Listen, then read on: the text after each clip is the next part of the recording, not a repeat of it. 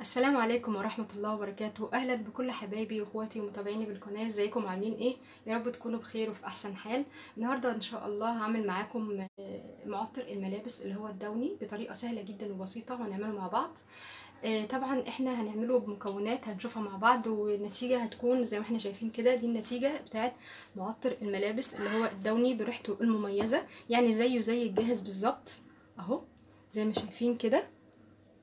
اهو ده المعطر اللي احنا هنشوف طريقته هتكون ازاي والمكونات اللي احنا هنستخدمها مع بعض دلوقتي. اهو زي ما شايفين كده انا عاملاه تقيل، ما حبيتش ان انا اخففه. هو طبعا الراجل يعني اللي انا اشتريت منه المواد الخام من محل المنظفات قال لي ان الكميه اللي انا استخدمتها هتعمل معايا 12 لتر. انا حبيت ان انا استخدم 10 لتر بس، عشان احب ان انا اعمله تقيل كده، قوامه يكون تقيل مش حباه خفيف. وطبعا تكلفته بسيطه جدا، لا تتعدى ال 25 جنيه. هو كلفني حوالي 23 جنيه بس، عملت بيهم 10 لتر. لو انت هتجيبيهم من بره طبعا الكيلو ب 8 جنيه دلوقتي، اللي هو السايب في محل المنظفات 8.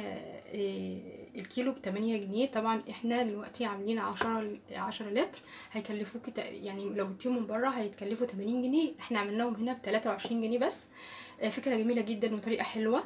وكمان الفكره دي ممكن ان انت تعمليها تستغليها كمشروع مربح ليكي جدا، انت تعمليه في البيت وتروجيه يعني كده في محلات المنظفات. هيدر عليكي عائد ودخل جميل جدا، وفكره حلوه كمشروع مربح من البيت. ودلوقتي يلا نشوف الطريقه والمكونات اللي هنستخدمها مع بعض. دي كده المواد الخام اللي انا هستخدمها لعمل المعطر. استخدم اللي هو السوفت ده 8 كيلو سوفت. تمام. كل الحاجات دي طبعا انا شارياها من محل المنظفات. المواد الخام دي يعني هتشتريها من اي محل منظفات، بس يكون محل المواد الخام.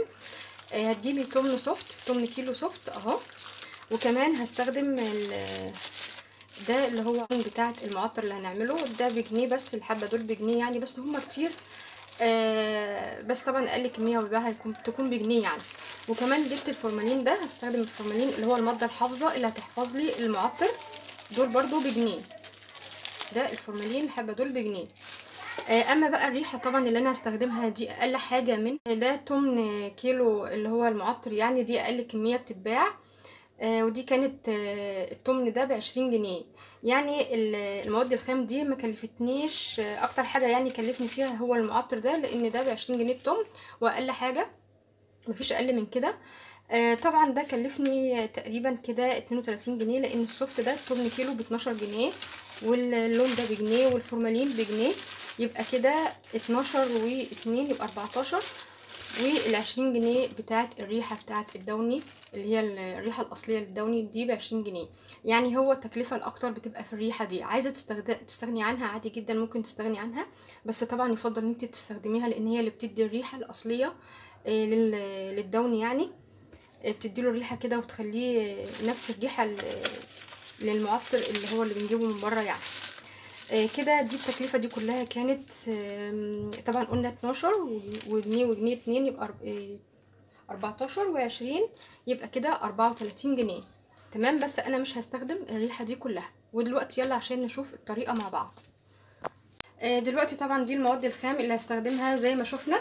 وهنا معايا الطبق ده حاطه فيه 10 لتر ميه.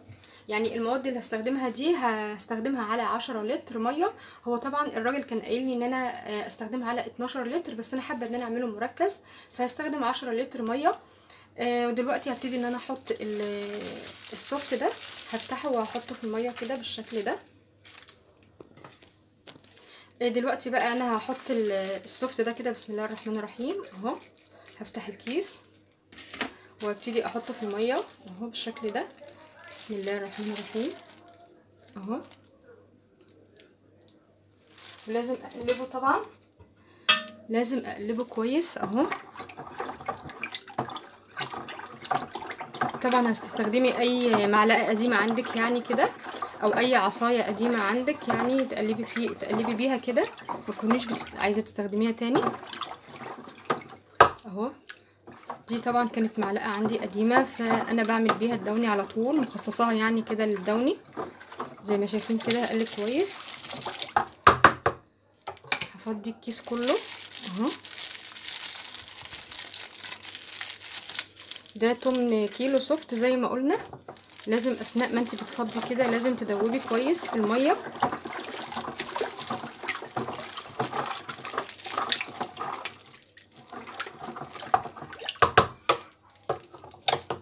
فضي كله اهو بالشكل ده.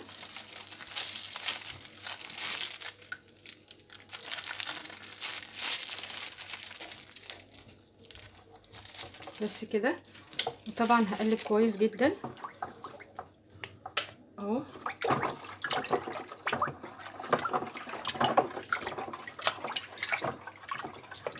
هستمر في التقليب لحد ما يدوب كله كده معايا في الميه.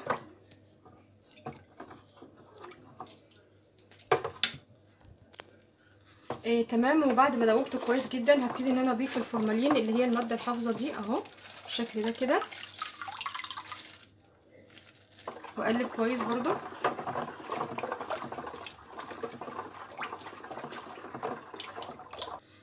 بعد كده بقى هضيف الريحه اللي هي التمن كيلو. العبوه دي طبعا الازازه دي فيها تمن كيلو، انا مفرغاه زي ما قلت لكم كان في الكيس وحطيته في الازازه دي عشان احفظه فيها. طبعا انا هاخد نص الكميه لان التمن سوفت بياخد اقل من تمن كيلو ريحه، يعني نص التمن ده هحطه على تمن السوفت، تمن كيلو سوفت تمام، على 10 لتر ميه زي ما قلت لكم اهو. هاخد نص الكميه دي كده، مش هحط الكميه كلها. بسم الله الرحمن الرحيم اهو زي ما قلت لكم. بس كده انا خدت كده نص الكميه. انا خدت طبعا هنا النص الكميه بتاعه ريحه المعطر دي اللي هي الريحه الاصليه للدوني زي ما قلنا. وطبعا النص التاني ده انا هحتفظ بيه في اي وقت طبعا بقى اعمل بيه معطر برده مره تانية تمام. يبقى انا خدت نص التمن بتاع ريحه الدوني. عايزه تستبدلي الريحه دي باي ريحه تانية تكون ارخص او عايزه تستغني عنها خالص مفيش مشاكل، بس عايزه اقول لكم ان هي دي بتدي ريحه جميله جدا. عايزه اقول لكم ان ريحه ريحتها قويه جدا ونفاذه وقلبه ريحه البيت، ريحتها جميله جدا وبتخلي ريحه الملابس عندك حلوه قوي يعني اهي الريحه دي. هبتدي بقى دلوقتي ان انا اقلب كويس جدا بالشكل ده كده اهو. وبعد كده هضيف الريحه وبعد كده هضيف اللون. هنا بقى بالنسبه للون طبعا هو لونه احنا عارفين بيبقى لونه اللون اللي هو اللبني الفاتح كده. هاخد بقى كميه بسيطه كده في اي علبه بلاستيك عندك كده يعني او اي ازازه فاضيه، هحط فيها كميه بسيطه من اللون الازرق ده وهدوبه في شويه ميه اهو بالشكل ده كده معايا تمام اهو. وهبتدي ان انا اضيف حاجه بسيطه جدا نقطه بنقطه لحد ما اوصل للون لدرجه اللون اللي انا عايزاه. طبعا احنا عارفين ان لونه بيبقى اللون اللبني الفاتح. ابتدي اقلب كويس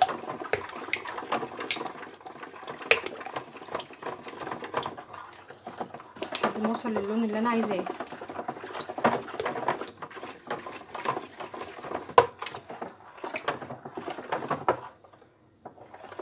اهو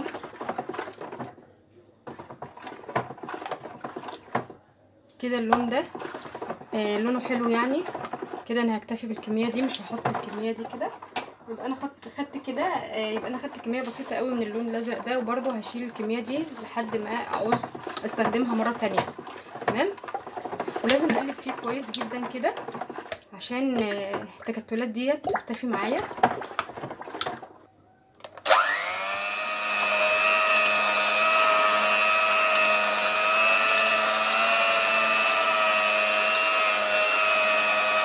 وطبعا هنا عشان هو بيحتاج تقليب مستمر يعني تقليب كتير يعني بيحتاج تقليب كتير، فانا استخدمت هنا المضرب الكهربي عشان يساعدني على التقليب ويتقل معايا بسرعه بالشكل اللي احنا شايفينه ده كده. لو مش متوفر عندك المضرب الكهربي ممكن تستخدمي المضرب اليدوي عادي جدا اللي هو الشكل ده كده اهو. ممكن تستخدمي المضرب اليدوي ده بدل المضرب الكهربي وتقلبي عادي جدا. بس طبعا هو المضرب الكهربي هيساعد معاكي اكتر زي ما احنا شايفين كده، وهيساعد على التقل بتاعه اهو. شايفين تقله هيخليهولك تقيل اهو. شايفين اهو. بضرب كده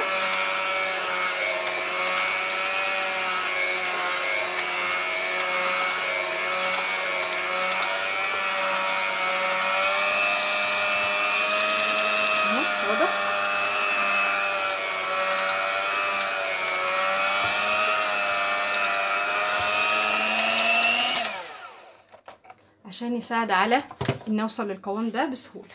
وزي ما شايفين دي كانت النتيجه النهائيه كده اهو، جميل جدا. وطبعا زي ما شايفين هو تقيل، قوامه تقيل، انا عايزه القوام ده. ممكن انت تتحكمي فيه وتخففيه تخليه 12 لتر بدل 10 لتر، انا هنا حاطه 10 لتر بس، واداني القوام الجميل اللي هو التقيل ده. انا بحب القوام ده اهو زي ما احنا شايفين. وكمان اللون اللي انا اضفته اللي معاكم اهو، طبعا انا حابه هو ده اللون اللي انا حبيت ان انا اتوصل له، يعني اللي هو اللون اللبني الفاتح ده كده. في ايدك بقى ان انت عايزه تقلي تحطي لون اكتر، عايزه تخففي طبعا مش هتحطي لون اكتر. بس كده. وزي ما شفنا مع بعض كده عملنا المعطر بتاع الملابس بمنتهى السهوله، وما كلفناش حاجه خالص. يا دوبك بس تكلفته عباره عن ايه، 12 جنيه اللي هو السوفت، وجنيه الفورمالين اللي هو الماده الحافظه، وكمان الجنيه اللي هو جبنا بيه اللون ده. وما استخدمناهوش كله، خدنا منه حاجه بسيطه، يعني هنقول ايه تقريبا ربع جنيه او اقل. تمام. وهنا طبعا مكلفاني 20 جنيه التمن، لان مفيش اقل من تمن ريحه، يعني تمن كيلو. دي كانت ب 20 جنيه، خدنا منها نصها يعني 10 جنيه. هنقول 10 جنيه ريحه و12 سوفت يبقى 22، وجنيه الفورمالين 23 جنيه. تمام. وربع جنيه يعني اللي هو اللون اللي حطيناه كده لا يذكر، يعني تكلفته تقريبا معانا 23 جنيه. عملنا بيها 10 لتر معطر ب 23 جنيه بس. شوفي بقى لو انت هتجيبيه من بره الكيلو بيتباع ب 8 جنيه، يعني هيكلفك حوالي 80 جنيه.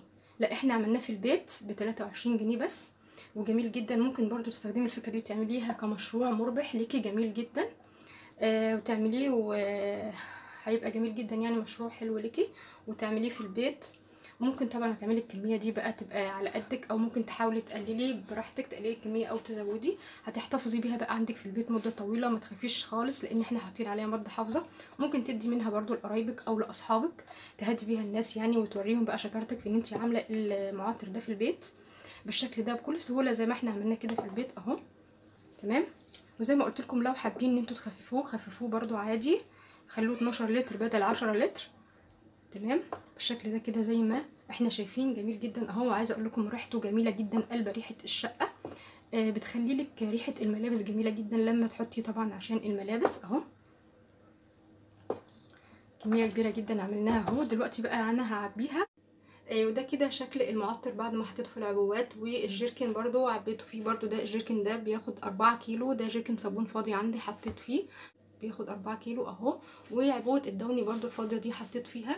والازايز برضو كميه كبيره زي ما احنا شايفين بتكلفه بسيطه جدا ب 23 جنيه بس.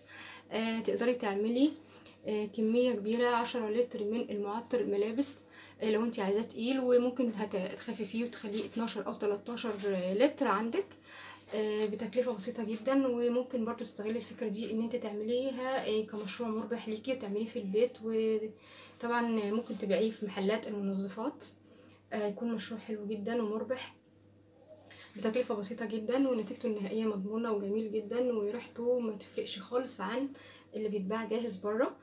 اتمنى الفيديو النهارده ان شاء الله يكون عجبكم وينال اعجابكم باذن الله. وما تنسوش بقى اللايك والشير والاشتراك في القناه لو انت اول مره تشوفيني في القناه، يشرفني ويسعدني جدا ان انت تشتركي فيها. واشوفكم على خير ان شاء الله في المره الجايه في فيديو جديد من قناه البساطه عنواني. والسلام عليكم ورحمه الله وبركاته.